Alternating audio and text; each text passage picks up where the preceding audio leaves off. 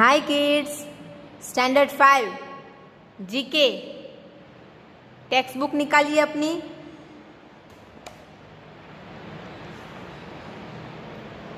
Page number 10 and 11। The Titanic. पिछले lecture में हमने पढ़ लिया, लेकिन इनमें क्वेश्चन और आंसर या फिर फिल इन द ब्लैंक्स ये सब किस तरह से एग्जाम में आ सकते हैं वो आपको आज लिखना है। ओके, चलिए।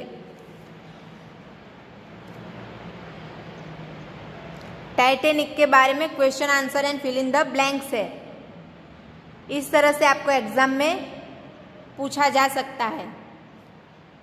आपको लिखते जाना है साथ में अपनी नोटबुक में। रेडी? चलिए। First, fill in the blanks. उसमें पहला, the blank was the largest and most luxurious passenger ship of its time. अपने टाइम में ये बहुत ही बड़ी और लग्जूरियस शिप थी। कौन सी थी? तो RMS टाइटैनिक। तो आपको ब्लैंक में लिखना है RMS टाइटैनिक। ओके, चलिए। Second, the Titanic was considered blank. Titanic को किस तरह से कंसिडर किया जाता था? अनसिंकेबल। तो आपको ब्लैंक में लिखना है unsinkable. Okay. Third, the Titanic having blank funnel. Titanic में कितने फनल थे? 4। तो आपको लिखना है ब्लैंक में 4। Titanic sank into the Atlantic almost in blank hours. कितने घंटे में टाइटैनिक डूब गया था? 3 घंटे में। तो आपको लिखना है 3। The officer on the bridge had only blank seconds to react. Officer के पास रिएक्ट करने के लिए कितना टाइम था? 37 सेकंड। तो आपको यहाँ ब्लैंक में लिखना है 37। ओके, लिखा? चलिए next, question and answer. Answer the following questions. First, what is the measurement of the Titanic. मतलब टाइटैनिक का माप कितना है? लंबाई, चौड़ाई, पौड़ाई, ऊंचाई, सब। The measure of the Titanic is 882 feet and 9 inches in length, 92 feet and 6 inches in breadth, and 175 feet in height. पढ़ा था ना हमने? 882 feet and 9 inch उसकी लंबाई है, 92 feet and 6 inches उसकी पौड़ाई है, चौड़ा है इतना, and 175 feet in height, 175 feet लंबा है। ओके, चलिए next. With which thing the Titanic was hit. Titanic किससे टकराया था? आइसबर्ग से। तो the Titanic was hit with the iceberg. चलिए third, on which day Titanic struck an iceberg. कौन से दिन टाइटैनिक आइसबर्ग से टकराया था? It's 14 April 1912। Okay. Fourth, in which ocean Titanic was sunk. कौन से ओशन में टाइटैनिक डूबा था? It's Atlantic. Next, how many people aboard in Titanic and how many people was survive. कितने लोग टाइटैनिक में चढ़े थे और उनमें से कितने बचे? तो 2224 people aboard in Titanic and 700 people was survived. Okay, तो ये थे क्वेश्चनरीज जो आपको एग्जाम में पूछी जा सकती है. ओके, इनमें से कोई भी सवाल या फिर ब्लैंक या फिर इसको कन्वर्ट करके ट्रू एंड फॉल्स. ओके, तो आपको इसमें से पढ़ना है. चलिए नेक्स्ट चैप्टर आज हम आगे पढ़ेंगे, जो कि है किंगली होम्स. आया समझ में? किंगली होम्स मतलब अभी जो सत्ता में हैं वो बड़े लोग कहाँ पे रहते हैं, उनके घर. Heads of state and dignitaries are provided with official residence. मतलब जो कि किसी भी स्टेट के बड़े लोग, मतलब जो राज्य अभी संभाल रहे हैं वो अधिकारी, उच्च अधिकारी, जिनको ऑफिशियली रेसिडेंट दिया गया है. अगर कोई पुलिस में है और पुलिसमैन को जो क्वार्टर्स दिए गए हैं, जो सरकार उन्हें देती है, उसी तरह से ये जो मुख्य अधिकारी होते हैं, बड़े अधिकारी होते हैं, उनको भी राज्य के द्वारा, सरकार के द्वारा रेसिडेंट, ऑफिशियल रेसिडेंस दिया जाता है रहने के लिए. These are equipped with the best of amenities. बहुत ही बेहतरीन सुविधाओं के साथ उन्हें ये दिया जाता है. Let's take a look at some of them. उनमें से कुछ के बारे में हम यहाँ पे देखेंगे और पढ़ेंगे. फर्स्ट देखिए, ये इतना बड़ा क्या है ये? Residence of the British royal family. British की जो रॉयल फैमिली है वो यहाँ पे रहती है. कौन सी? Buckingham palace, London. लंदन के जो बकिंघम पैलेस है वहां पे ब्रिटिश रॉयल फैमिली रहती है. अब है second, residence of the prime minister of Canada. Canada के जो प्राइम मिनिस्टर है वो यहाँ पे रहते हैं. क्या बोलते हैं इसे? 24 ससेक्स ड्राइव, ओटवा. ओटवा में कनाडा की राजधानी जो है ओटवा, वहाँ पे ये 24 ससेक्स ड्राइव है, जहाँ पे वहाँ के प्राइम मिनिस्टर रहते हैं.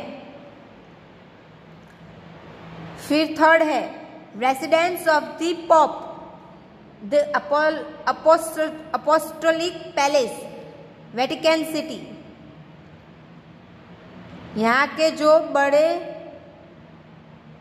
नेता है उनको पोप बोलते हैं. Residence of the pope, pope का घर. द अपोस्टोलिक पैलेस, इसको, इस पैलेस का नाम क्या है? अपोस्टोलिक. कहाँ पे है ये? वेटिकन सिटी में. Fourth, residence of the president of the United states, US, United states के जो प्रेसिडेंट है उनका घर. The white house, Washington DC. US मतलब अमेरिका. अमेरिका की जो राजधानी है वॉशिंगटन, वहां पे द व्हाइट हाउस में रहते हैं यहाँ के प्रेसिडेंट. ओके, चलिए next. Fifth, residence of the British prime minister. British के जो प्राइम मिनिस्टर है वो यहाँ पे रहते हैं. 10 डाउनिंग स्ट्रीट, लंदन.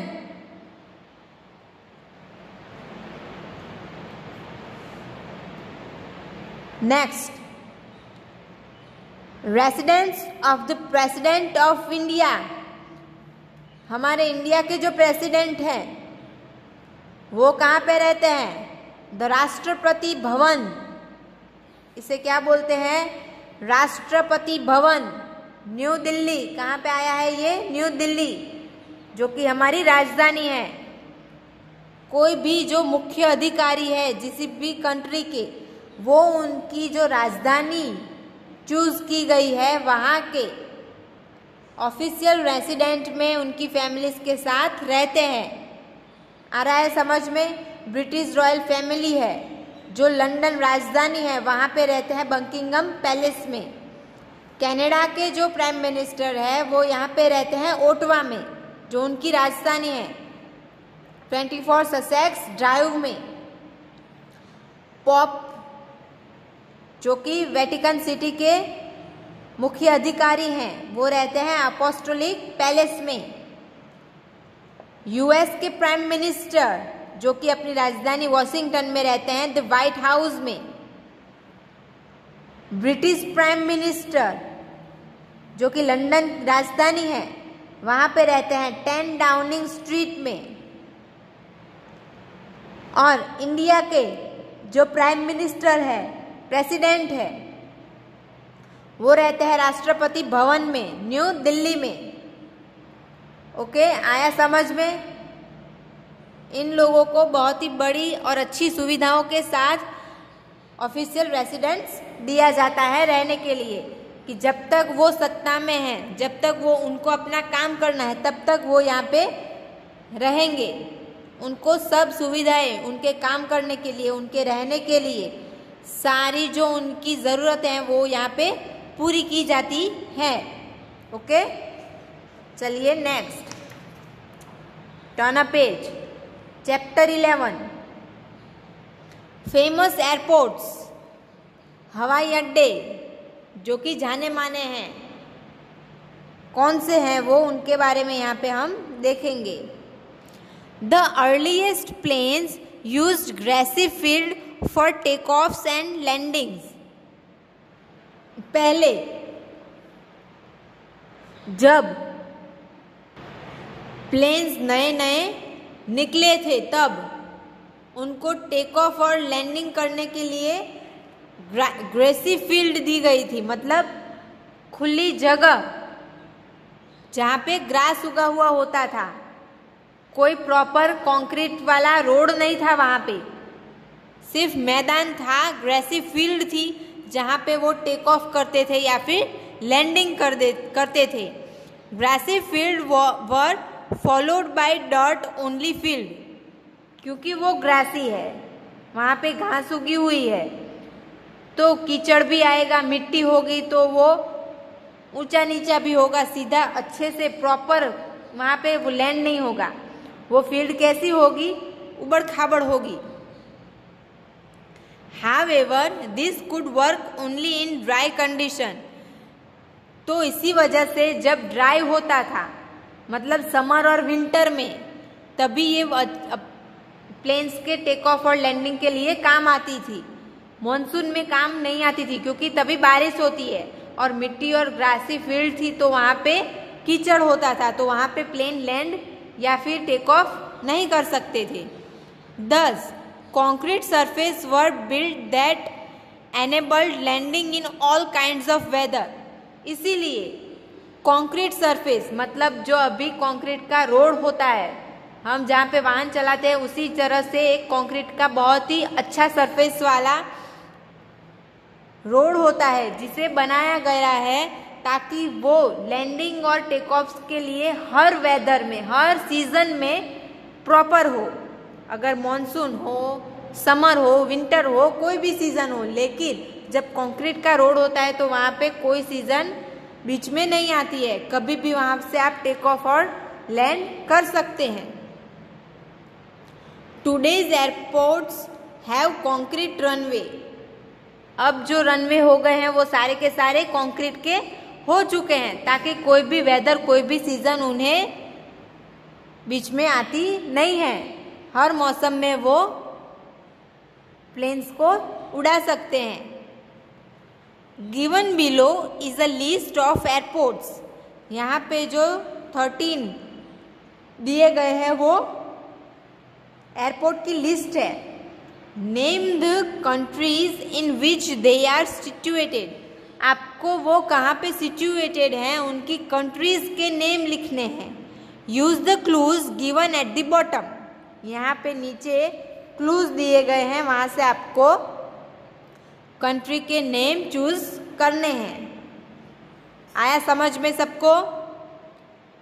चलिए, first Hartsfield Jackson Atlanta international airport, ये कहाँ पे आया हुआ है? Jackson Atlanta international airport the USA में, तो आपको लिखना है ई, फर्स्ट में आएगा ई, द USA। सेकंड डाउचेंग याडिंग एयरपोर्ट, ये कहाँ पे है? ए, चाइना में, डैचोंग याडिंग एयरपोर्ट, चाइना, ए, सेकंड में लिखना है ए। थर्ड किंग्सफोर्ड स्मिथ एयरपोर्ट, ये कहाँ पे है? ऑस्ट्रेलिया, सी, थर्ड में आएगा सी, ऑस्ट्रेलिया। फोर्थ जोंचो ई यर्स्क्विन एयरपोर्ट, ये कहाँ पे है? द नेदरलैंड, जोंचो ई यर्स्क्विन एयरपोर्ट, वो आएगा नेदरलैंड में, फोर्थ में आएगा एच। 5 ओहेर इंटरनेशनल एयरपोर्ट, ये कहाँ पे है? ई, द USA में, ओहेर इंटरनेशनल एयरपोर्ट, USA, 5 में आएगा ई। कंसाई इंटरनेशनल एयरपोर्ट 6, उसमें क्या आएगा? I, Japan, Kansai international airport Japan, 6 में आएगा आई।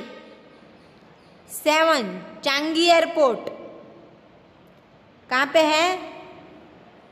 सिंगापुर, F, 7 में आएगा F, Changi airport, Singapore. 8 king Fahd international airport, 8 में आएगा G, Saudi Arabia, king Fahd international airport, G, Saudi Arabia, 8 में आएगा G. 9 OR Tambo international airport, South Africa, 9 में आएगा जे, और Tambo international airport, South Africa, लिखा। Next Paro international airport, 10 में आएगा D, Bhutan,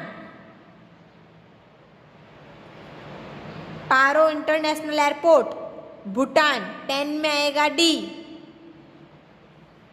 next Heathrow airport, B, the UK, Heathrow airport, the UK, 11 में आएगा बी।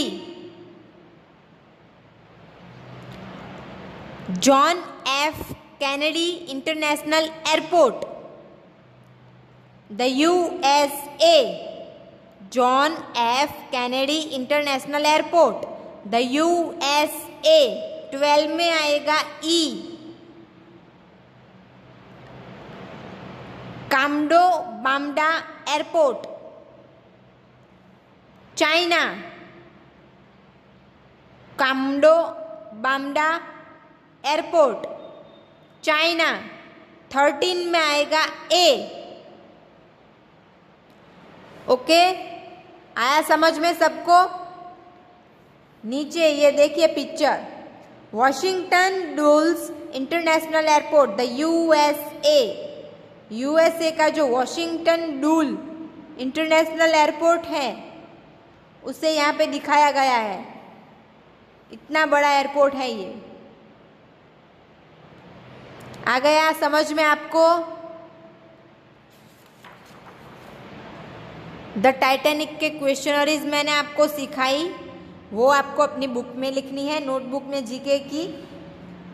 किंगली होम्स, तो ये जो ब्लॉक्स दिए गए हैं आपको, वो भी आपको अपनी नोटबुक में लिखने हैं, 6 के 6। एंड 11 फेमस एयरपोर्ट, ये 13 के 13 भी आपको अपने नोटबुक में लिखने हैं। आया समझ में आपको? Write fill in the blanks and question and answer from chapter 9 जो मैंने सिखाया। Write chapter 10 and 11 in your GK notebook जो अभी समझाया यहाँ पे किस तरह से आपको लिखना है वो। ये चैप्टर 10 एंड ये चैप्टर 11 आ गया समझ में आपको? चलिए, थैंक यू।